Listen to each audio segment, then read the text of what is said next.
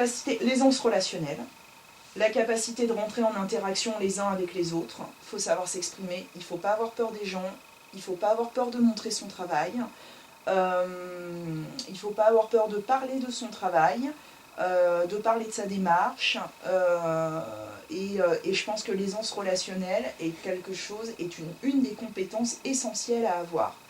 Il y a des gens, moi je le vois bien, hein, j'ai plein d'exemples autour de moi de gens que je croise, que je rencontre sur mon chemin, qui sont illustrateurs et qui galèrent. Et pourtant, c'est pas une histoire de talent. Le talent, il y est, c'est là. Mais des gens qui sont hyper timides, qui sont dans l'incapacité de rentrer en interaction avec les gens, qui sont pris de panique quand ils doivent présenter leur travail, bah ouais, mais les portes, elles s'ouvrent pas, quoi. Parce que les gens, ils viennent pas te chercher chez toi, hein. C'est à toi d'aller les chercher et c'est à toi de déclencher les rencontres.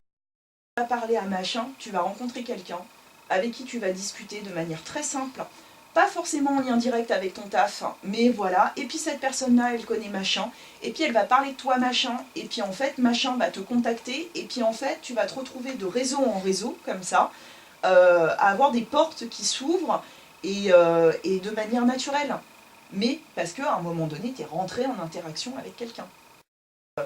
Savoir gérer une commande, savoir poser un cadre à un client, parce que à chaque fois qu'on travaille avec quelqu'un, que ce soit avec un éditeur, que ce soit avec une agence, que ce soit pour une municipalité, que ce soit pour une école, une structure culturelle, une bibliothèque, une médiathèque, n'importe quoi, il faut être en capacité de poser un cadre au client, d'expliquer vers quoi on va, ce qu'on va construire ensemble, ce qu'on va faire.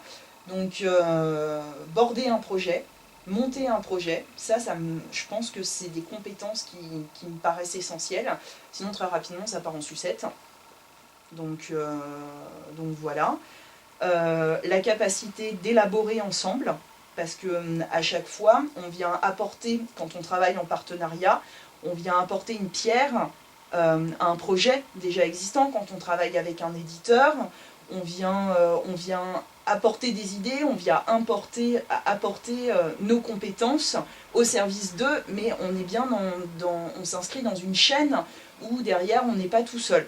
La capacité de travailler ensemble et d'élaborer un projet ensemble. Donc derrière, quand je dis élaborer, bah oui, ça veut dire l'écoute, ça veut dire l'écoute de l'autre, et pour pouvoir derrière être en capacité de monter des projets ensemble. Donc il y a ça, l'exigence. Avoir un niveau d'exigence, moi je pense que c'est important pour monter des projets. Ouais.